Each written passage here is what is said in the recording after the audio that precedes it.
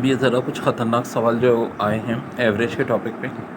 Average of 80 numbers are 42. When 5 more number are included, average of 85 numbers become 45. Find average of 5 numbers. यानी पहले जो average था वो था 80, पहले 42 नंबर्स का। फिर हमने क्या किया, 5 नंबर और ऐड कर दिए तो एवरेज 45 हो गया। देखो थोड़ी सी दिमाग यूज़ करो। जो 80 नंबर्स से तो एवरेज 42 था, यानी टोटल सम 80 को मल्टीप्लाई कर दो 42 से, 3360 हो जाएगा। अब हमने क्या किया, 5 नंबर और ऐडअप कर लिए। नंबर 80 से कितने हो गए, 85, तो एवरेज भी बढ़ गया। ठीक है, ये एवरेज बढ़ा है ना, कितना बढ़ा है? आपको कह रहे हैं 5 नंबर ऐड किए, 80 में 5 प्लस करो 85, 85 को 45 से मल्टीप्लाई करो 3825। अब सम इतना हो गया। ठीक है, पहले इतना था, तो इन 5 नंबर्स ने कितना सम में इजाफा किया? तो बड़ा आसान है, 3825 में से 3360 माइनस कर दो, पता चला 465 इजाफा किया 5 नंबर ने। जब 5 नंबर ने 465 इजाफा किया तो एक नंबर कितना करेगा भाई, 93।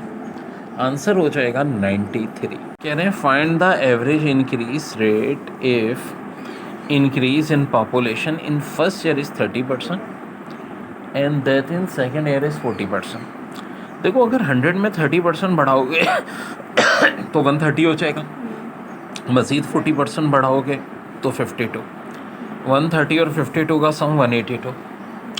100 से 182 हो रहा है तो कितना हो गया, 82 डिवाइड बाई 2 41। तो इसका मतलब है 2 साल में 41% इंक्रीज़ हुआ। देखो इसी जैसा एक और सवाल बताता हूँ, उसमें था पहले साल 50 इंक्रीज़ हुआ, दूसरे साल 60। तो पहला तो देखो बड़ा आसान होता है, 100 में 50 प्लस कर लो 150 का 60% निकालो, क्योंकि 90 आएगा। 150 प्लस 90 कितना हो गया, 240। तो देखो इजाफा तो 140 का हुआ ना, परसेंटेज में हम 100 मानते हैं। 2 साल में अगर 140 का इजाफा हुआ तो एक साल में कितने का हो रहा है, 70 का। यहाँ भी ये कॉन्सेप्ट था, एक साल में 30 का इजाफा फिर 40 का। तो ये जब 40% हमने निकाला, 130 का निकाला, 52 आया, 130 में प्लस किया 182, 100 से 82% बढ़ा 2 साल में। तो एक साल में कितना एवरेज बढ़ा होगा, 41%। ये average weight of 5 books is 4 kg if the heaviest one is removed and other substitute, the average drops in 3.6 kg. What is the weight of the difference between the two books?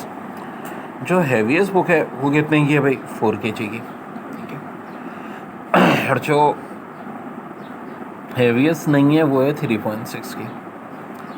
तो 5 किताबें हमने ली तो कितने का फ़र्क होगा? यानी देखिए पहले 5 किताबों का एवरेज 4 आ रहा था, अब हमने हैवीएस्ट बुक रिमूव करके एक नई बुक ले आए तो वेट 3.6 रह गया। तो दोनों बुक जो थी हैवीएस्ट और लाइटेस्ट में डिफरेंस करने का 2 तरीके हैं। 5 को 4 से मल्टीप्लाई करो 20, फिर 5 को 3.6 से, 20 और 18 का फ़र्क कितना है, 2 ये आंसर होगा। दूसरा तरीका ये हो सकता है कि भैया 4 और 3.6 का फ़र्क देखो 0.4 है, और 0.4 को डायरेक्ट 5 से मल्टीप्लाई कर दो, उससे भी आंसर सेम आएगा, यानी क्या आएगा, 2 kg। What could be the average arithmetic mean of 9 consecutive odd integer? 9 consecutive odd integer like 1, 3, 5, 7, 9, 11, 13। तो देखो जब भी consecutive odd integers की बात हो, आसान से ट्रिक याद रखो, सबसे दरमियान वाला नंबर इनका मीन होता है।